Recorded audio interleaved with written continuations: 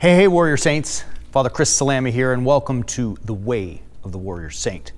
Before we get into today's vlog, just a couple of quick announcements. First, check us out at warriorsaints.org, www.warriorsaints.org. We just launched our new website. You can sign up there, get your email into the list so you can stay connected to all of the new and free things that we're going to post coming out in the next days and weeks to come.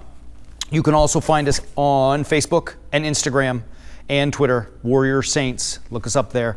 And as always, if you're in Phoenix, Scottsdale, come see us at St. George, stgeorgeaz.org. So the Warrior Saints movement is growing. It is doing awesome. Thanks to all of you and all of your help and all your commitment and your support, it is growing and people are becoming a part of something greater than themselves. And it's by God's grace. I'm thankful. I'm thankful to Him and I'm thankful to all of you. It's starting to make a difference in people's lives. One of our videos from a long time ago called It's Okay to Say I'm Sorry. So the content of this video was about, apologizing to another person for a sin you committed against them, a mistake that you committed against them. And there was a recent comment that said something to the effect of, I'm still actively waiting for an apology since my girlfriend and I were asked to leave the church festival because we're LGBTQ. But today is about that person's statement actively waiting for an apology. So in a teaching about being sorry for your sins and taking responsibility for your own sins and your own actions, a particular individual was, shouting for, demanding an apology. So just to give you a little background, right now we're inside the Legacy Ballroom. This is our parish ballroom, and every year here, first weekend of October, we host our annual parish festival. And we have great food, great people, dancing, live music, lots of play or fun zone for the kids. The desserts are fabulous, tons of great people. People come from all over Phoenix to be with us. I invite you, you're totally welcome. Everyone's welcome to come. And in that festival, one of the things that we have is a beautiful and awesome dance troupe where we feature all of our young kids. And it is it's the highlight event of the day. People love it. People stay to watch routine after routine. It's fabulous. Last year, this individual who is demanding an apology was asked to leave at that point. And what that person neglected to say was that during the dancing, they started a fight with another person. And this argument carried on all the way into the parking lot where it became like a full-scale fight almost. They had to be broken up, screaming, shouting, all this kind of stuff. The reason I bring this up, this is not about that other person. I hope that person listens and hears and can at least honestly and openly take the message that we're giving. But the reality of the point was the person is publicly demanding an apology, but not taking accountability for their role in the whole incident. See, look, there were other homosexual people here that were present that day.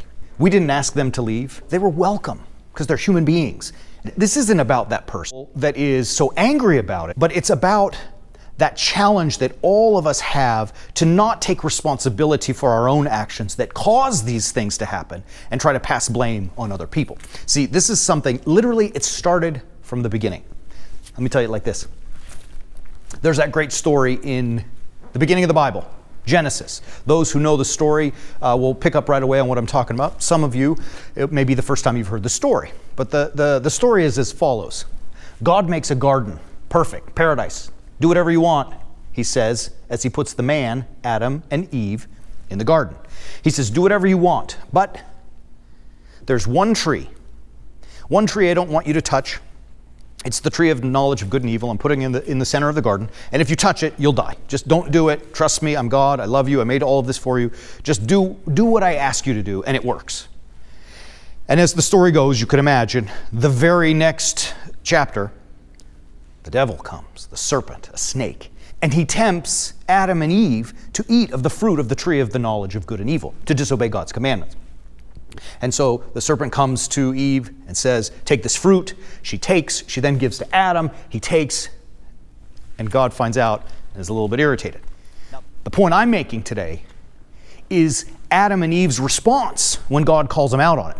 right? God gave it pretty clear. Like, I gave you everything. This beautiful paradisical garden, I mean, it's perfect. And there's life in it. Do what I ask you to do. Don't, transgress my commandment, because doing so leads to death. So just trust me, don't do it. And they did it. And God says, why would you do that? Adam's response, the woman you gave me tricked me. Eve's response, well, the serpent that you created tricked me. Right? Like, their first words were to pass blame to another. They didn't take responsibility for their own actions, right? They didn't take responsibility for, really accountability for the way that they behaved and their choices. My gut says that, if they said, God, you're right, we totally screwed up, forgive us, we're sorry, it might have been different. I don't know. Not for me to say, but it might have been different. But they weren't comfortable, they weren't responsible to to be accountable for their own behavior and their own actions. And they passed it on to other people, right? They passed it on to other people. And this is what I think happened last year at the Parish Festival. I mean, I think that's what happened. I think that's what happens a lot in lives. Like, we feel like, and listen to the way you talk. Think about it and listen to the way you talk in your own lives. We say things like, I'm oppressed. We use words like triggered. We use all of the phobias that are the soup du jour today, right? Someone is a certain type of phobe against me, right? I had no choice. It's not my fault. My boss did it.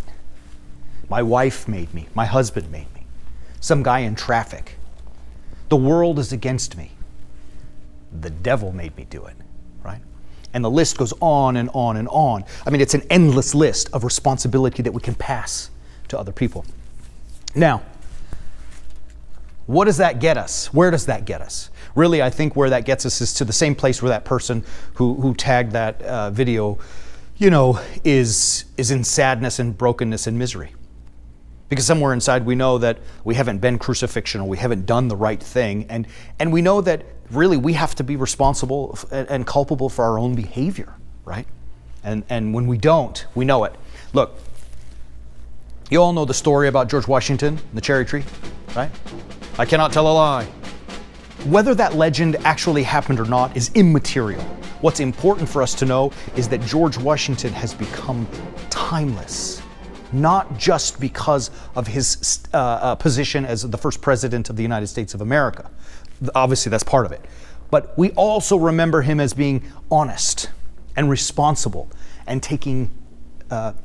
being accountable for his actions. And that cherry tree story, man, that's one we tell more often than any other George Washington story. I mean, is it not? I say all of these things to you because I'm imploring you, not for any other reason than to be purely and lovingly honest and encouraging all of you to find greatness within you, right? We don't need to just memorialize George Washington. Why can we not memorialize you as being a man or a woman who takes responsibility for themselves and their own actions? I mean, look, the bottom line of it is, too, we know when people are passing the blame.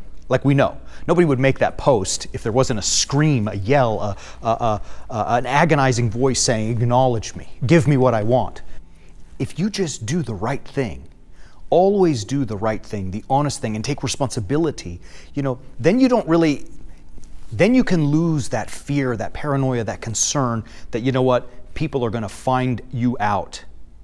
People are going to figure you out for who you are. And with lies and lack of responsibility, you become nothing more than a broken, dishonest fraud. So here's what I want you to do. Be brave. Being brave doesn't mean having no fear, right? As we've talked about many times before, being brave is doing the right thing in spite of fear. Okay. So be brave, even in the face of fear, and always take responsibility for your actions.